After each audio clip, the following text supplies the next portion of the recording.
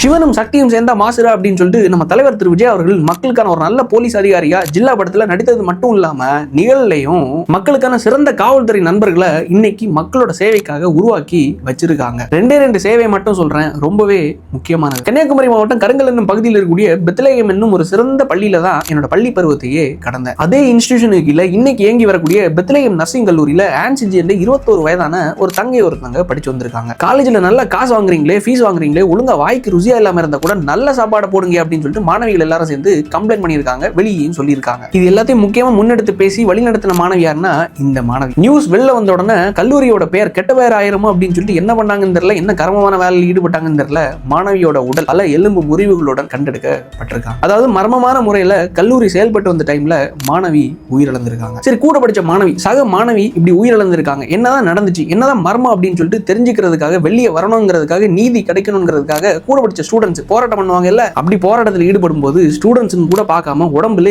பஞ்சு அடிதடியை கொடுத்து போலீஸ் வேன்ல ஏத்தி இருக்காங்க. அதுக்கடுத்த பொதுமக்கள் ஊர் மக்கள் ஒன்றிணைஞ்சு ஸ்டூடெண்ட்ஸ் தெரியுது இல்ல சார், என்ன ரைட்ஸ்ல சார் நீங்க கை வச்சிருக்கீங்க அப்படின்னு சொல்லிட்டு கேள்வி எழுப்பி மக்கள் ஒன்று கூடி இருக்காங்க. சாப்பிடுற சாப்பாடு ஏன் சார் சரியில்லைன்னு சொல்லிட்டு கேள்வி கேட்டா ஃபீஸ் கட்டி சேர்ந்த கல்லூரி நிர்வாகம் சம்பவம் செய்யுது. சரி, அந்த சம்பவம் அந்த மர்மம் எப்படி நடந்துச்சு அப்படின்னு சொல்லிட்டு மாணவ மாணவிகள் போராட்டம் பண்ணா காவல்துறை பஞ்சு பண்ணுது, அடி உத கொடுக்குது. ஏன் நேற்றுக்கு விசிக கட்சியினர் உளுந்தூர்பேட்டையில சாலை மறியல் பண்ணி ரோட்ல ஆர்ப்பாட்டம் பண்றாங்க. ஏன் சார் ரோட்ல இடைஞ்சல் பண்றீங்கன்னு சொல்லிட்டு அந்த பகுதியில் வந்த ஒரு இளைஞர் கேள்வி கேட்டதுக்கு அந்த சலசலப்புல விசாரிக்க வந்த போலீஸ் அதிகாரிகள் விசாரணை தானே பண்ணணும், என்ன பண்ணாங்க தெரியுமா, பாமர மக்கள் பொதுமக்கள் செவனேன்னு ரோட்ல வந்தாப்ல அந்த பையனை மூஞ்சில செவிலே ஒண்ணு வச்சிருக்காப்ல, என்ன அடிக்கிறது உங்களுக்கு என்ன ரைட்ஸ் இருக்குன்னு சொல்லிட்டு திருப்பி அந்த போலீஸ் அதிகாரிக்கு ஒரு செவிலே ஒரு அற விட்டது. அந்த பையனுக்கு என்னமோ திருப்தி தான், ஆனா இன்னைக்கு அந்த பையனோட நிலைமை என்ன, வண்டியில ஏற்றி கொண்டு போயிருக்காங்க. என்ன எப்படிடா பொது வழியில அடிச்ச அப்படின்னு சொல்லிட்டு உள்ள தூக்கி கொண்டு போய் அடிக்க மாட்டாங்கன்னு என்ன நிச்சயம். சரி, நடக்காத பற்றி நம்ம பேச வேணாம், ஆனா காவல்துறையினருக்கு ஸ்டூடெண்ட்ஸ் மேலையும் அப்பாவி மக்கள் மேலையும் பொதுமக்கள் மேலையும் கை வைக்கிறதுக்கு யார் ரைட்ஸ் கொடுத்தா, யார் உரிமை கொடுத்தா? அப்ப யார் ஆட்சிக்கு வந்தாலும் போராட்டம் பண்ற மாணவ மாணவிகளுக்கும் அப்பாவி மக்களுக்கும் காவல்துறையினரால